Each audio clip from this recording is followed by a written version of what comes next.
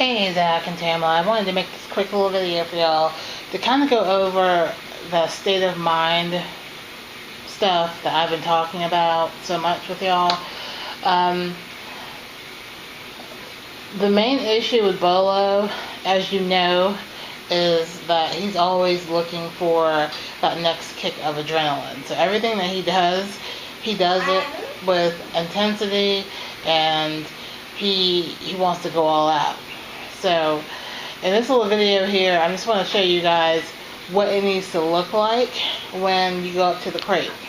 Okay? Because a lot of the state of mind has to do with how you guys are interacting with him. Like I said before, really tone down everything that you do with him. Okay? So you can't expect him to be calm if you yourself aren't calm, or if you're in a rush, you're tired, whatever. So when you go up to the crate, I'm using Indy as an example. And when you go up to the crate, you want to make sure that you just go up to it. Don't say anything. Don't say, "Are you ready to go?" Don't say, "Hi, Bolo." Don't say anything. Just walk up to the crate. And he needs to be calm. Okay? Like pretty much like he's doing right now. Indy is a very high energy dog, and he loves to go. He loves to run and play, and whatever you want to do, he's ready to do it. But he's learned since he's been here how to wait patiently and not assume anything. So when you go up to Bolo's crate, just go up to it.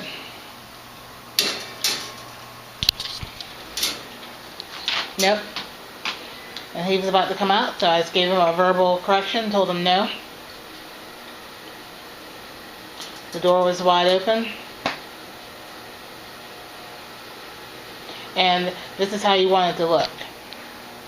So he doesn't come out until I tell him to come out. And this is the exact same thing that you want with Bolo. So regardless of whether he's had exercise or not, this is what you want. And I would recommend that y'all do this throughout the day, or whenever you're home or you have a few extra minutes. Just practice doing this. Just because you come up to the crate doesn't mean that he's going anywhere.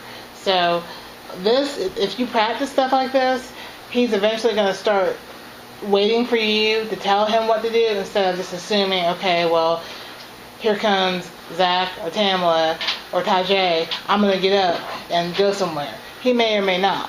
But the point is, he needs to be waiting for you to tell him what you're going to do, instead of him assuming. So if you practice this, and it doesn't take long, if you practice this, 5 or 6 times a day. I know that sounds a lot. Sounds like a lot, but it really isn't. Practice this.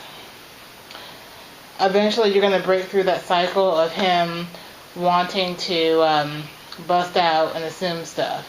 Also practice putting him in the crate and leaving the door open. Have him stay in the crate and lay down while y'all go, throughout the house and do other stuff, and then invite him out maybe later on, or maybe not. Another thing y'all could do too is to put a leash on him. I don't need it with Indy, but I'm just showing you guys different options. And all these things are to help slow Bolo down. I know it was mentioned that he'll bust out of the crate and run to place and all that. So go back to using your leash. Put his regular collar on him, his buckle collar, and put the e-collar on him. Put a leash on him. Or you could use it with a prong collar as well and a leash. And practice, even when you're not going anywhere, just practice having him come out the crate slowly. Okay? He doesn't need to be busting out and doing all that, because as you see, when he does that, it just adds to the craziness. So if you're going to bring him out, I'm just holding his leash right here. I don't really need it for him, but just to show y'all, just say okay. And have him practice coming out the crate really slowly and waiting for you. He's not running around. He's not pulling me. He's waiting until I tell him, okay, we're going to do this or not. So we are coming out my back door right now. And again, I have Indy waiting. And this is, don't let him fool you right now. He is a high energy dog. Okay? He's very, very high energy. So he's waiting.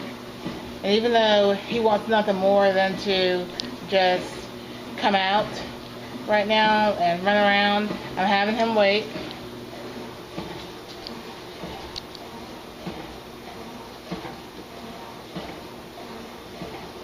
And this is with me being several feet away from the door. He's just waiting. What you can do also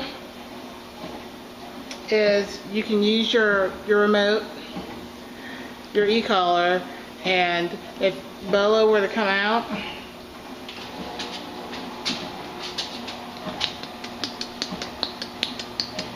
just gonna see if I can get him to come out without actually saying a release word. Indy. Nope. So I'm pressing the button and I'm also stepping into him at the same time. And it would be a lot better, I know, if I had someone here that could shoot this for me, but I don't right now. So let's try it again. Hopefully you guys saw that. So he went to come out. Indy. Indy. You ready to go? So if he were to just run out right now, what I would do is step into him. So basically you're stepping into him and you're holding down the button at the same time. No. And he just wanted to do it, so I'm going to step into him. I'm holding the button right there. So, good boy, good. So, what I'm doing is I'm basically setting him up, and make sure you adjust your numbers. You don't want the volume or the stem to be so high on this collar that it's overwhelming and he starts flipping around and stuff.